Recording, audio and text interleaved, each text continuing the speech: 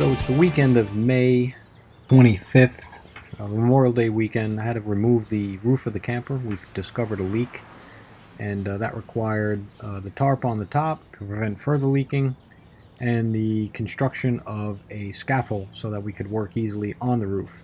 If you notice, this happened a little bit after the fact. The garbage can in the center had some items that would normally be attached to the roof. But what I wanted to do is just show you what the scaffolding looked like and how it was constructed.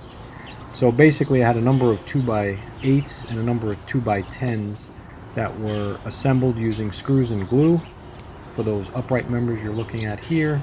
And then the cross members were 2x10s that were cut in half, and carriage bolts were used to attach them to each other and to the uprights. And there was enough stability there that I was able to work safely on the roof.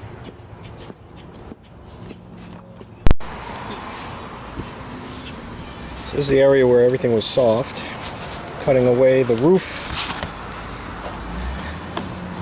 you can see everything is rotted. So this sealant failed, water got in, wet the insulation, and generally we saw a leak evident in the bedroom. Right underneath here is the cabinet, and we saw some water dripping through the cabinet. So what we're doing today is we're going to rip the roof off. We're going to go ahead and put down a new roof within the next day or two.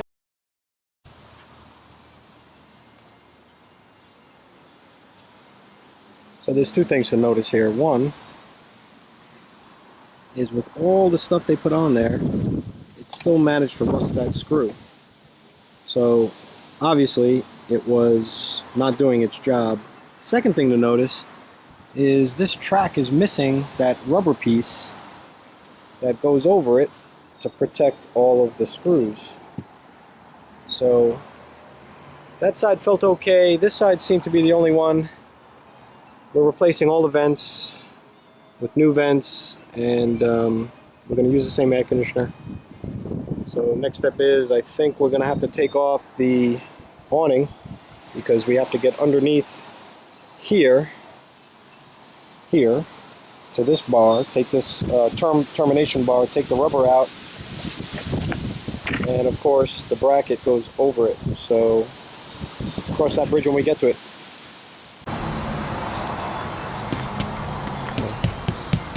That side is nice and firm. I can do. Okay. A little bounce over here.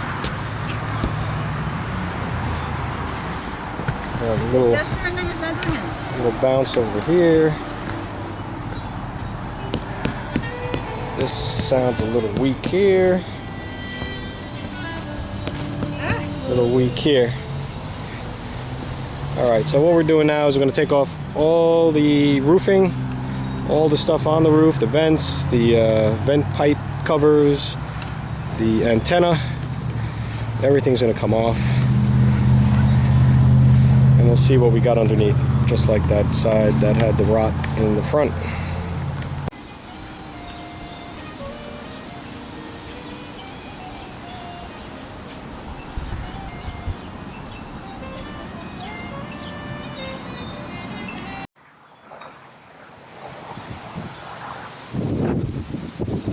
So everything is off the roof. There's the problem area right there. And it looks like there is not as much damage as I thought, which is good news. I'll go down there and we'll get a better look. So what we're looking at is the ceiling. That wood right there is all just the ceiling. So on the other side of this wood would be the wallpaper. This metal bar here that was used to strap those two pieces together. Look at that gap. And I'll tell you, that needs to be replaced. That needs to be replaced right there. So the metal strap went from here to here, and it's rusted out. and the only thing holding it is staples, and I don't know if that's a good idea. And so we're working up here, and we come across some gifts that the installers left, in case you needed any more butyl tape, paper for butyl tape. We got left a little bit of extra material, I guess, no charge, there at the Springdale factory. I guess the garbage can was just too far away. Anyhow, so the turn bar we're going to reuse. We got to clean all this butyl stuff off. We're replacing the entire deck. The entire deck's coming off. We're going to get rid of this really thin, looks like 1/4 inch. We got something a little thicker. It's going to add some weight, but it's fine. And it's just better ply. So I got the area cleaned up. And this is the front passenger side.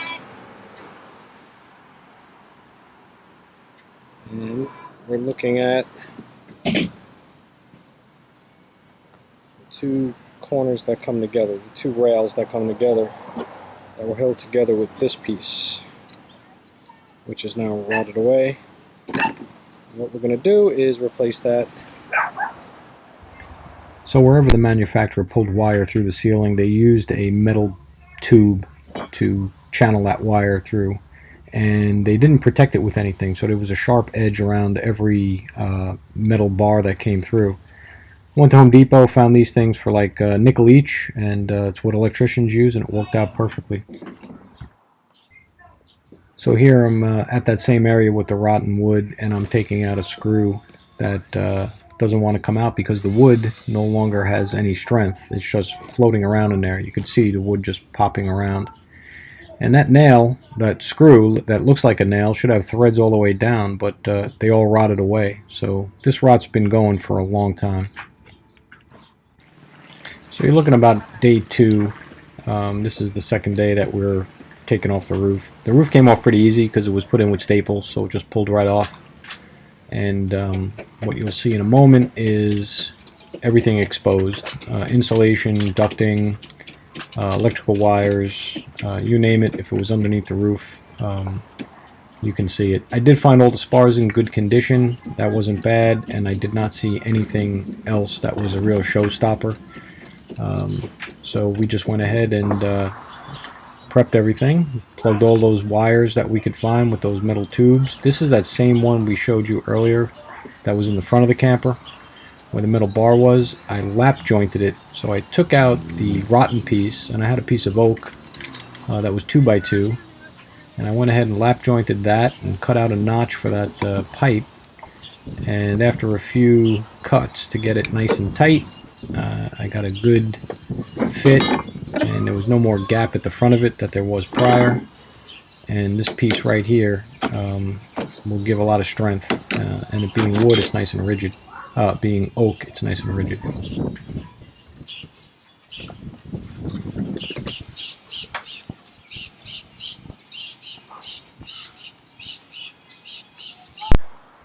So here we are with it installed. We have a new strap in the front. We've used good quality screws, and if you notice that 2x4 that's mounted behind it, that is due to the fact that we have to mount the bolts that hold up the awning, and I wanted to use longer bolts that would go deeper, not just hold on to that little 2-inch piece of oak. So I glued that in, and also screwed that in as well. So now I can use nice long bolts, and I don't have to worry about that coming loose. I'll be honest, the roof went on pretty easily, and basically it's done.